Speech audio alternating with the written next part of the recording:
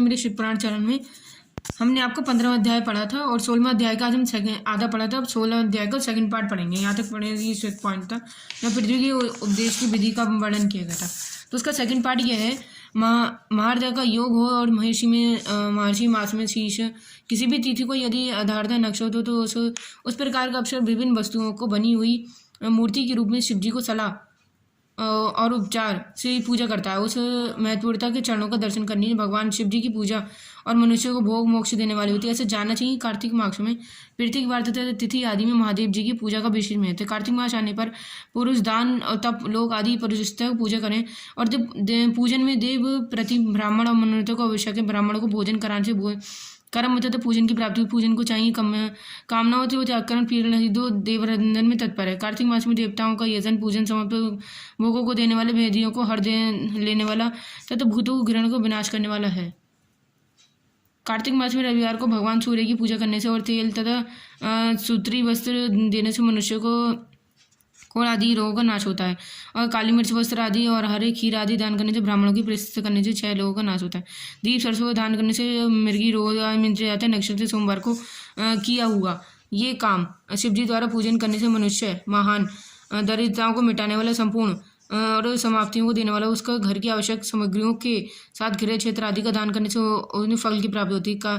कृतिक युग में मंगलवार को श्री स्कंद पूजन करने से दीपक एवं घंटा आदि का दान किसी प्रकार मनुष्य को शीघ्र बख्श सिद्धि की प्राप्ति हो जाती है और मनुष्य से निकली हुई हर बात सत्य होती है। कार्तिक युग में बुधवार को किया हुआ विष्णु भगवान का यजन दही और भात का दान मनुष्य को उसकी संतान की प्राप्ति करता है। और कार्तिक का युग तो गुरुवार को धन से ब्राह्मण जी का पूजा और पूजन मधु और सोना आदि घी का दान करने से मनुष्य को भोग वैभव आदि प्राप्त होते हैं।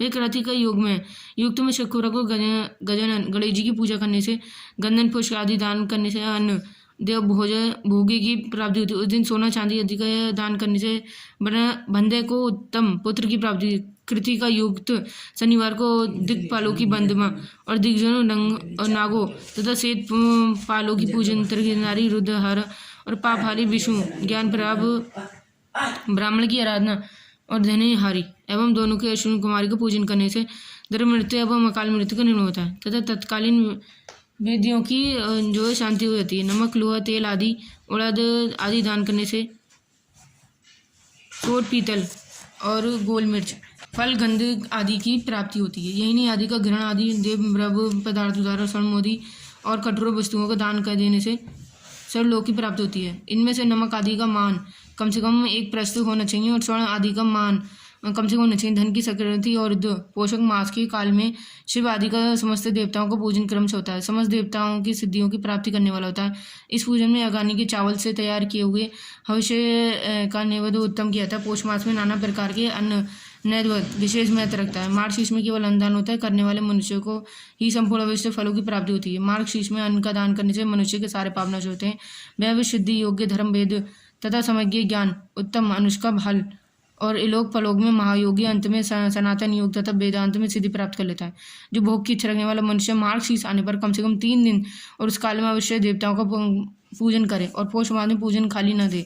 और उस काल में केवल संगवाल तक की पौष मास की पूजन का विशेष महत्व बताया गया है। पौष मास में पूरे महीने जितेंद्रिय और निराकार रहकर द्विज प्रातःकाल से मध्यकाल तक वेदांत गायत्री का जाप करें।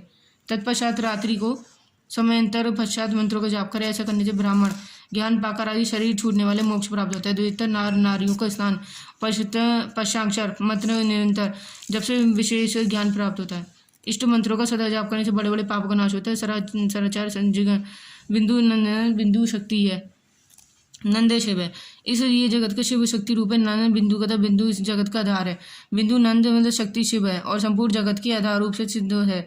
बिंदु नंद से सब कुछ शिव स्वरूप है और क्योंकि वह सबका आधार है यही आधार में अयोध्या का समावेश तथा लय होता है। ये सकलीकरण इस शकलीकरण की स्थिति सिद्धि सृष्टि काल में जगत का प्रदूषण होता है। संयम में शिवलिंग बिंदु नंदेश्वर होता है। अतः इस जगत का कारण बताया बिंदु देव है नंद शिव है। इन दोनों का संयुक्त शिवलिंग कहलाता है। अंत जन्म के संकट के छुटकारा पाने के लिए शिवलिंग की पूजा करनी चाहिए। बिंदु रूप में देवी और उपमा माता है। नंदीश्वर भगवान शिव पिता हैं और उस माता पिता के विविध पूजन से परमानंद जी की प्राप्ति होती है। अतः परमानंद का लाभ देने शिवलिंग की विशेष रूप से पूजन करें। देवी उमा जगत की माता है और भगवान शिव के जगत पिता जो इनकी सेवा करते हैं उस पुत्र की इन दोनों माता पिता का कृपया नित्य आधारी का बढ़ती रहती है और वे पूजा कर और कृपया करके उसे अपना आंतरिक ऐश्वर्य प्रदान करते हैं। तो मनुष्यरी आंतरिक आनंद की प्राप्ति के लिए शिवलिंग को माता पिता का स्वरूप मानकर उसकी पूजा करनी चाहिए। वर्ग स्वरूप का पुरुष का है और शिवा आदि शक्ति का है। अत्यंत आंतरिक अनिष्ट रूपम गर्भ को पुरुष कहते हैं और संयुक्त आंतरिक अनुष्ठान भूत को गर्भ को प्रकृति। पुरुष आदि वर्ग है, वह आदि प्रकृति रूप से गर्भ से युक्त गर्भवान है, क्योंकि वही प्रकृति का जनक है और प्रकृति में जो पुरुष का ईश्वर होता है यही पुरुष की उसका प्रथम जन्म कहलाता है। अव्यक्त पृथ्वी से महत्व कर्म से जो जगत का व्यक्त है यही उस प्रकृति का दिव्य जन्म कहलाता है। जिस जीव पुरुष बराबर जन्म और मृत्यु को प्राप्त होता है मैं द्वारा अन्य रूप से प्रकट किया जाना चाहिए उसका जन्म कहलाता है। जीवन का शरीर जन्म काल के 6 अविवार को होने वाला और इसलिए उस जीव की संध्या याद की गई जो जन्म लेता है और विविध पक्षों के बंधन में पड़ता है उसका नाम जीव है। और जन्म बंधन जीवन सत का होता है। अन्य जन्म मृत्यु और बंधन की निवृत्ति के लिए जन के अनुष्ठान मात्र पितृ स्वरूप में शिवलिंग की पूजा करनी चाहिए।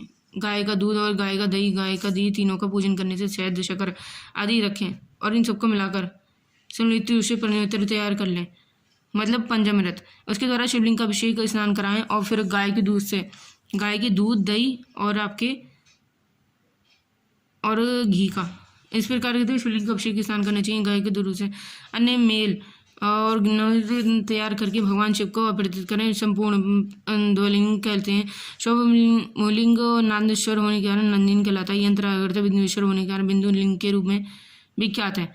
इसमें अचल रूप से प्रतिष्ठा शिवलिंग है और मकार रूप से इसलिए मकरी कहलाता है। शावरी निकलने वाले आदि के लिए चललिंग कहलाता है। वह आकार स्वरूप से होने वाले उकलिंग कहा गया है। पूजा की विधि दीक्षा देने वाले गुरु आचार्य हैं और इन ब्रह्म आकार का प्रतीक है यही नहीं अकालिंग माना गया और इस प्रकार के आकार बिंदु नंदी के रूप में लिंग छेद है। इन छेद लिंगों की नित्य पूजा करने से साधक जीवन मृत्यु होता है। ये संयम का समय नहीं है। तो हमने अध्याय समाप्त 16 पढ़ लिया है। तो वीडियो पसंद आए तो शेयर कीजिएगा। कल आपको और अध्याय 17 पढ़कर सुनाएंगे।